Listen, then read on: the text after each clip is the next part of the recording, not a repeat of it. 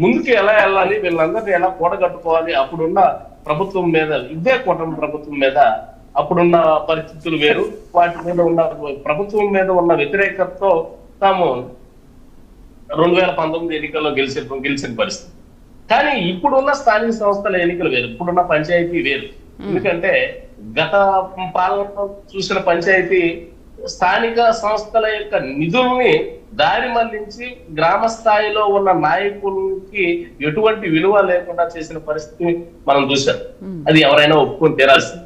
గ్రామ స్థాయిలో స్థానిక సంస్థలు ఎన్ఆర్ఈజీఎస్ ఈ జాతీయ ఉపాధి హామీ నిధులని పక్కదారి పట్టించి వాళ్ళకు ఉపాధి లేకుండా చేసి ఉపాధి కల్పించకుండా చాలా పరిస్థితుల్లో ఆ నిధులు గ్రామానికే వాడవచ్చు, కానీ దారి మరి దేనికి కేటాయించిన నిధులు వాటికి వాడి అక్కడ చేసినప్పుడే ఆ స్థానికంగా ఉన్న అక్కడ నాయకుల యొక్క నాయకత్వం నిలబడింది.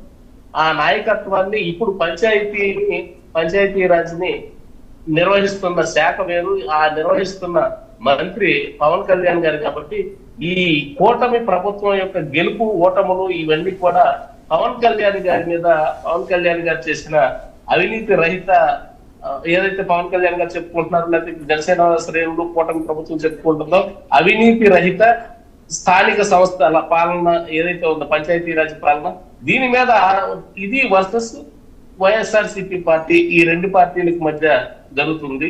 అంటే ఇప్పుడు శేఖర్ గారు అక్కడ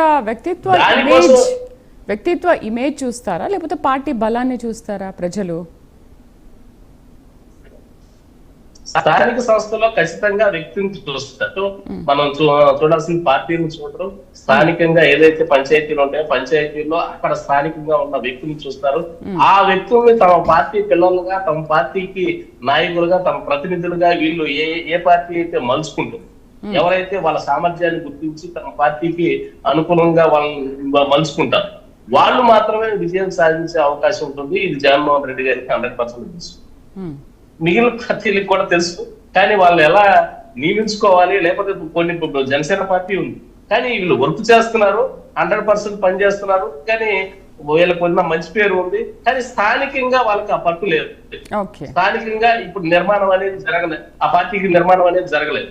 ఆ నిర్మాణం ఇప్పుడు స్థానికంగా ఉన్న వ్యక్తులను ఎవరైతే తీసుకున్నారు, జగన్మోహన్ రెడ్డి గారు ఏదైతే చేశారో అదే పని జనసేన పార్టీ కానీ టీడీపీ కానీ చేసి వాళ్ళందరినీ నిర్మించుకున్నప్పుడు మాత్రమే 100% గెలిచి